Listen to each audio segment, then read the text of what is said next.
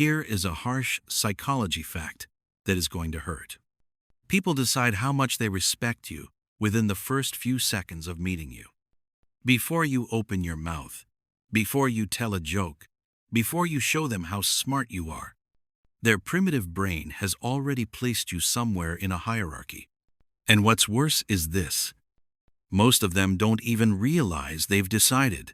It happens automatically, like your presence triggers a verdict. You've seen it. One person walks into a room, and the air changes. People straighten up, listen, make space. Another person walks in and gets interrupted, overlooked, joked about, quietly dismissed. Even when they're kind, even when they're competent. If that pattern has ever haunted you, stay with me, because by the end, you'll know the exact signals that create instant respect and the silent signals that quietly guarantee you never get it. And I'm going to give you one sentence at the end, one clean line that immediately changes the social physics in most rooms. First, we need to kill a comforting lie. Respect is not something you deserve. Respect is something people predict. They predict what happens if they ignore you, cross you, waste your time, or treat you as optional. That prediction is built from tiny cues: your posture, your pace, your voice, your boundaries, your self-trust. You can be a good person and still broadcast safe to disrespect, and the world will take you up on it. Most people try to earn respect by being nicer, more useful, more available. That usually backfires, and in a minute you'll see why, because the disrespect isn't caused by your lack of goodness. It's caused by your lack of consequences. Keep watching, because once you understand the mechanism, the problem becomes brutally simple to diagnose. Now, to diagnose it, you have to stop treating respect like one vague thing, because it isn't. There are two different experiences people call respect, and mixing them up is how people become either admired but walked on, or feared but alone. Let's define what we're talking about, because people mix these up and ruin their lives. There's admiration, and there's respect.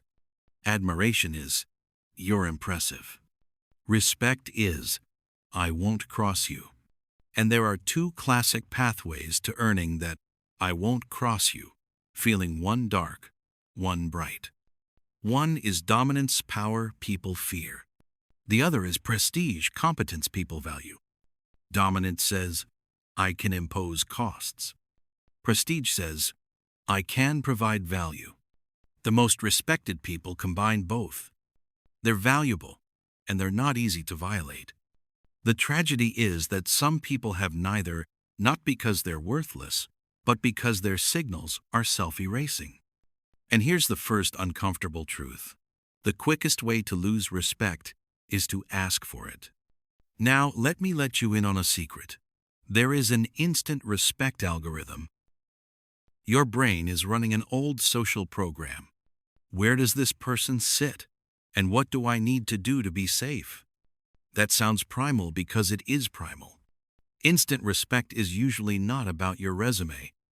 It's about three fast impressions: composure, standards, autonomy. Composure: do you regulate yourself, or do you leak anxiety into the room? Standards: do you tolerate small violations, or do you correct reality when it drifts? Autonomy: do you need people to like you, or could you walk away? If you want the simplest summary, it's this: people respect people who look expensive to mistreat. Not loud, not cruel, not arrogant. Expensive. And stay to the end, because I'll show you how to become expensive without becoming cold. Now we need to talk about the silent signals that destroy you, the ones that quietly remove you from the category of serious person. This is where a lot of good people get trapped, because these signals feel polite. They even feel moral. But socially, they translate into one message: I can be moved. Signal 1. Over-explaining. When you explain too much, what people hear isn't clarity. What they hear is, I need permission. Signal 2. Pre-apologizing. Sorry, I know you're busy. Sorry, this might be dumb. Sorry for bothering you. It sounds considerate, but it frames your existence as an inconvenience. People treat you the way you frame yourself. Signal 3. Instant availability. If you're always reachable, always flexible, always saying whatever you want, you don't look kind. You look unprotected. And here's the pattern interrupt. Most people think this makes them likable. It often just makes them forgettable. Here's the painful part. Some people don't disrespect you because they're evil. They disrespect you because your behavior teaches them that disrespect is safe. Every time you swallow the interruption, laugh off the insult, accept the late reply, accept the boundary push, your nervous system screams, danger, but your mouth says, it's fine, and the room learns something about you.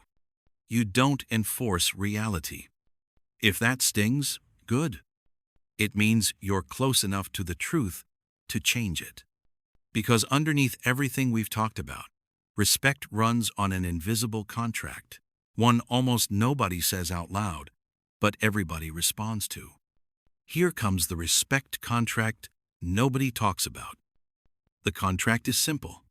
If I cross you, something changes. Not violence, not drama, not revenge. Something clean. Access changes, availability changes, tone changes, consequences appear. People who get instant respect communicate that contract without speeches. They do it with calm certainty. And this is why pleading never works. When you beg someone to treat you better, you're proving the opposite of what you want to prove, that you're trapped. Stay with me, because the next part is counterintuitive, and it's where most people mess it up. The people who are respected the most often speak less. Not because they're mysterious, because they don't leak need. Now here is something important you need to understand about why that works. Silence isn't power. Self-control is power. Silence just makes self-control visible. Watch the respected person in a tense moment. They pause. They don't rush to fill space. They don't over-justify. They don't scramble to be understood.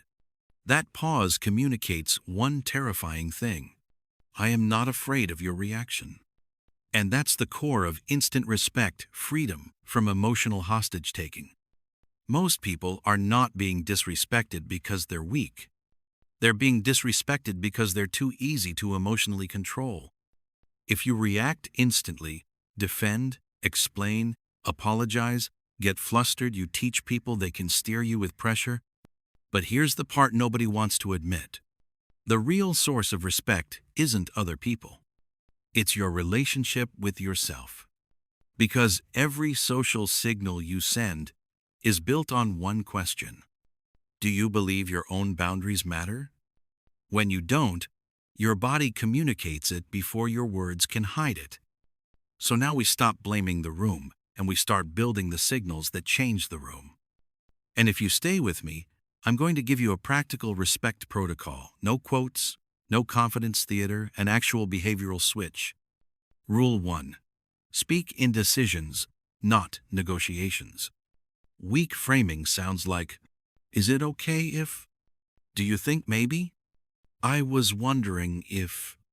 Strong framing sounds like, here's what I can do. That doesn't work for me. I'm not available for that. Notice it's not rude.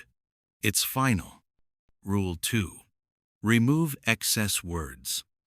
Respect often rises when your sentences get shorter, because short sentences imply inner stability. Rule 3. Make your no calm.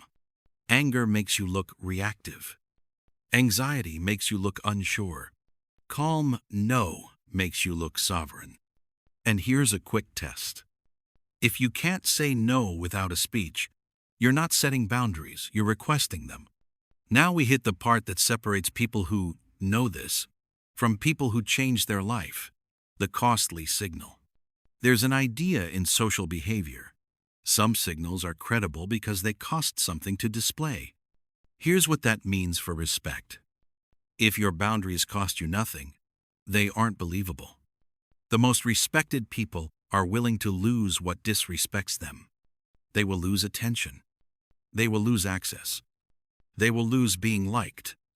Not because they're arrogant, because they value their time and dignity more than approval. And this is why some people feel like they never will be respected, because they never pay the price of consequence.